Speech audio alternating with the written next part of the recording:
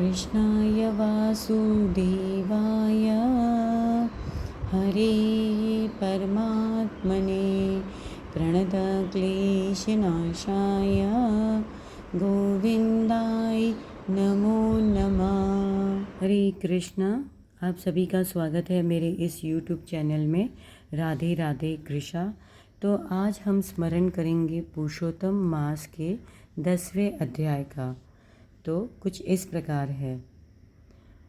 नारद मुनि बोले, हे तपोनित, उन महाक्रोध एवं परम तपस्वी मुनि ने उस ब्राह्मण कन्या से क्या कहा, वह सब मुझे सुनाइए। सूत जी ने कहा, इस प्रकार नारद जी के वचन सुनकर श्री नारायण जी ने बताया कि दुर्वासा ऋषि के वे गुप्त वचन स्वर्गलोक हितकारी है।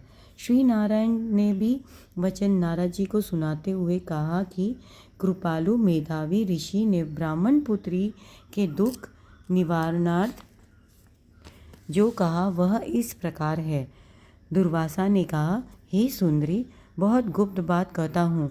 हे सुभग, अब आने वाला 3रा महीना पुरुषोत्तम मास है। उसमें तीर्थ में जाकर स्नान करने से मनुष्य बाल हत्या के दोषों से मुक्त हो जाता है।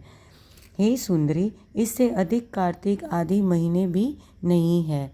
वेद शास्त्र के समस्त साधन इस मास के 16वीं कला से भी समानता नहीं कर सकते हैं।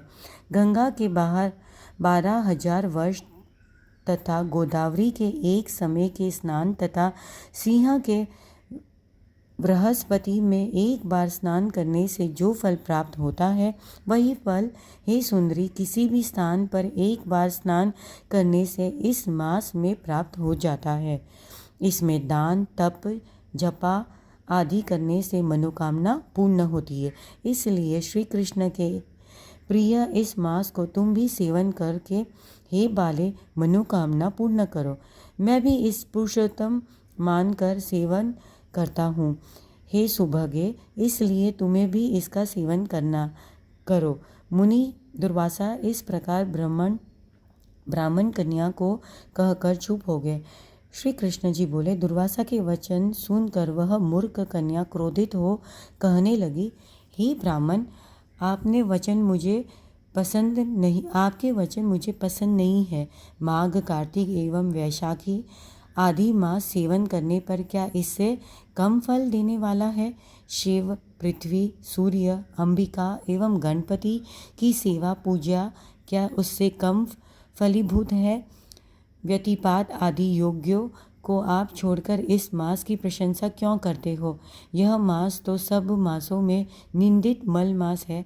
आपको लज्जा नहीं आती? सूर्य की संक्रांति इसमें न होने से इससे आप श्रेष्ठ कैसे कह सकते हो? मैं जानती हूँ कि सब दुखहारी निसंदेह श्री हरि है।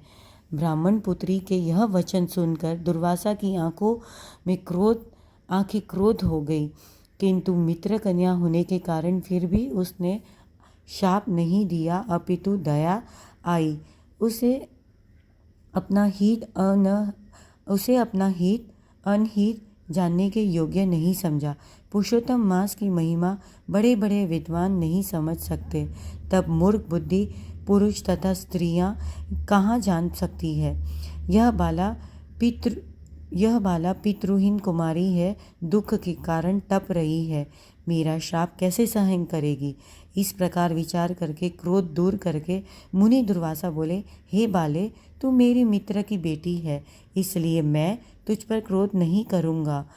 तुम जैसा चाहो वैसा करो और मैं जो तुम्हारे भविष्य कहता हूँ वह सुनो। तुमने पुरुषोत्तम मास का निरादर किया है, उसका दंड इस जन्म में अथवा दूसरे जन्म में प्राप्त होगा। मैं तो बद्री काशी जा रहा हूँ, तुम्हारा कल्याण हो, मेरा समय नष्ट ना हो। होनहार शुभाशुभ को कौन मिटा सकता है?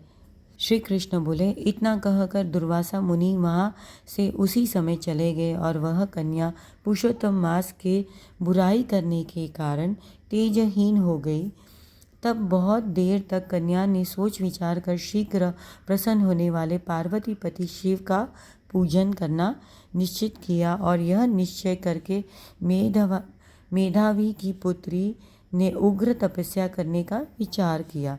सूत जी बोले, इस तरह उसने महामुनि के वचन का निरादर किया और वह बहुत फल देने वाले लक्ष्मीपति एवं सावित्रीपति ब्रह्मन का पूजन त्याग केवल पार्वतीपति शंकर की आराधना मन में निश्चय करने लगी। इत श्री ब्रह्मनारद्य पुराणे पुरुषोत्तम महात्म्ये श्री नारायण नारद संवेदा कुमारी शिव राधा यज्ञ नाम 10वां अध्याय संपूर्ण। राधे राधे।